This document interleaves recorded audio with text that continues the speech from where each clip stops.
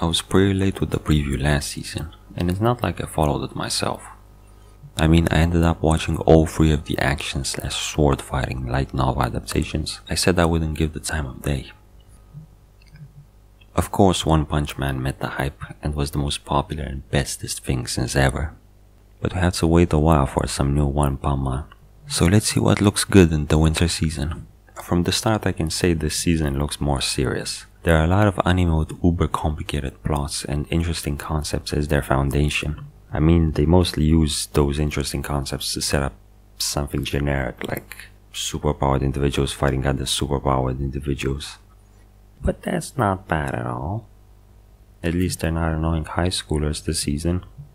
First anime, Active Raid, is about a mecha security unit activating in Tokyo. Assistant Inspector Asami Kazari will be our new guy in the group, the ones to pull the sloppy, haphazard, justiceless group into shape. Also so people can explain stuff to the audience without seeming redundant. Something between Dominion Tank Police and Psychopaths. Not as comedic as the first one, but not as dark as the second. Looks worth checking out, but not a priority this season. Ajin. One of the most anticipated anime this season, probably because of the success of the recent Parasite anime. Ajin are immortal humans, in a world where it was decided that they should be captured and studied for the benefit of all mankind. Kei Nagai is one such Ajin who has to run from the world trying to capture him for the reward on their heads. This manga by Gamon Sakurai is pretty new and it's already being adapted into a pre-movie series by the same people, with the same cast. So this is kind of awkward. The same people being Polygon Pictures, the studio behind Knights of Sidonia. CJ has been getting better in anime, but this doesn't look right to me. Still, if you want to get your horror/survival/suspense fix, look no further. The Ajin design is wicked, and at the very least you get to hear Mamoru Miyano sing the ending theme. Akagami no Shirayuki Hime 2, the sequel to the most beautiful boring anime of the last year, about a redhead pharmacist in a medieval fantasy town and all the beautiful boys around her. If you enjoy that one, then get to this one you can. It's not really the type of anime you follow ferociously week by week. More like Arya, when you need to slow down and enjoy the mood and sights. Assassination Classroom 2, the most anticipated turning anime this season. Follow the comedic, heartfelt exploits of Kuro-sensei's classes. They try to kill their teacher and save the world. Check out the first season before getting into this one. Ao no Kanata no 4 Rhythm. This one's a doozy.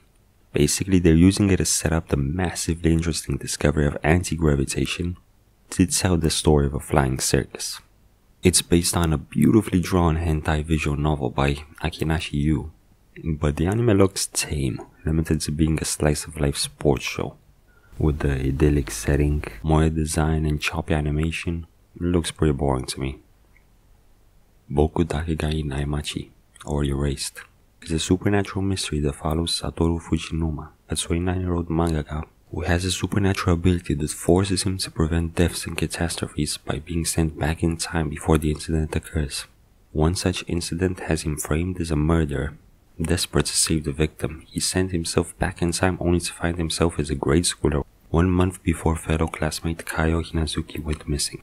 I don't think him being a mangaka factors into anything in the short run, maybe in the finale. Anyway, this is based on an ongoing seinen manga by Kei Sanbe. And don't let the premise mislead you. This isn't Detective Conan meets the Butterfly Effect. Even though that sounds pretty cool. I've listed this one as the anime to watch of the season, even over stuff I've been following for a while like Dagashi Gashi. Because it sounds like a complex and mature character-driven mystery, so we may never find out why Satoru has these abilities. But at the end, he may be able to save Kaio.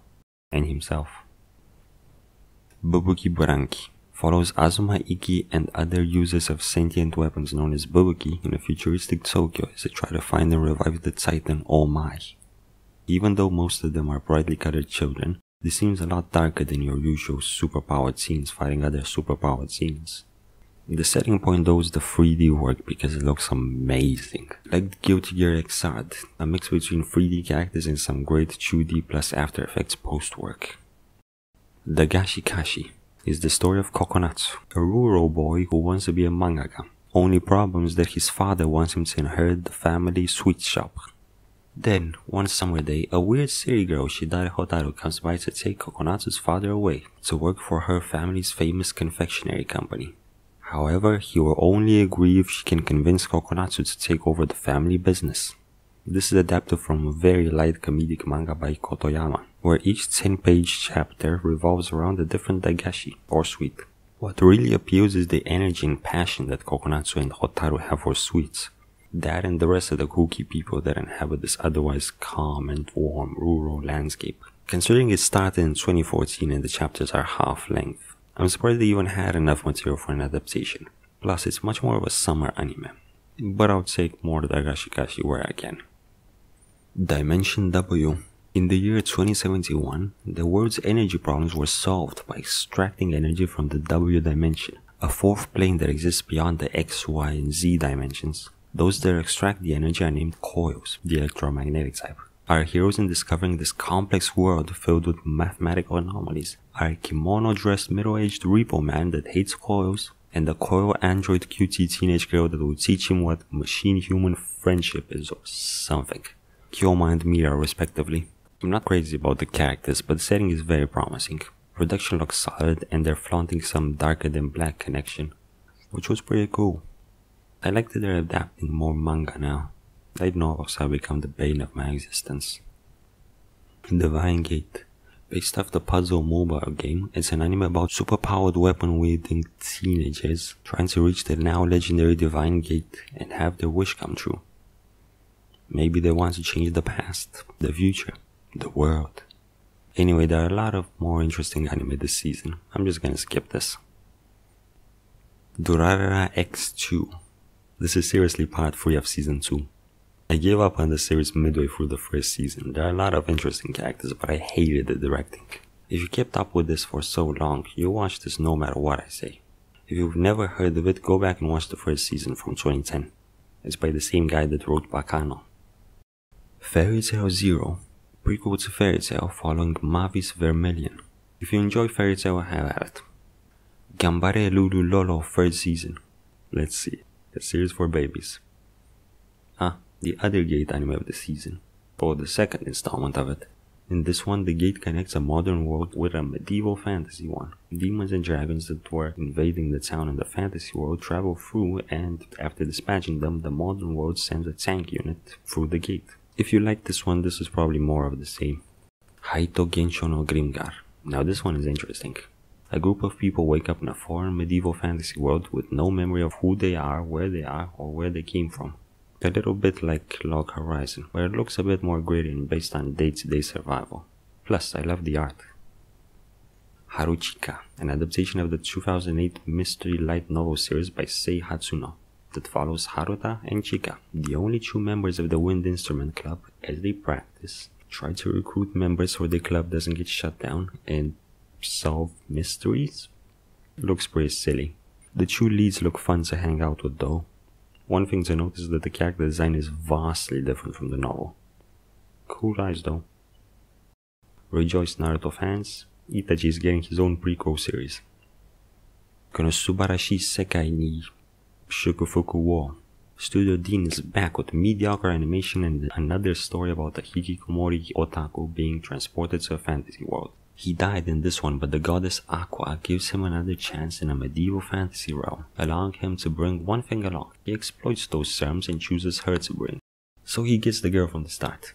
It ain't easy living with a demanding goddess in a strange new world though. Of course, there's a lot of focus on the various colored girls. The characters don't look terrible. MC and Aqua's banter looks real fun. And there's clearly some work put into the world, but I'd skip this.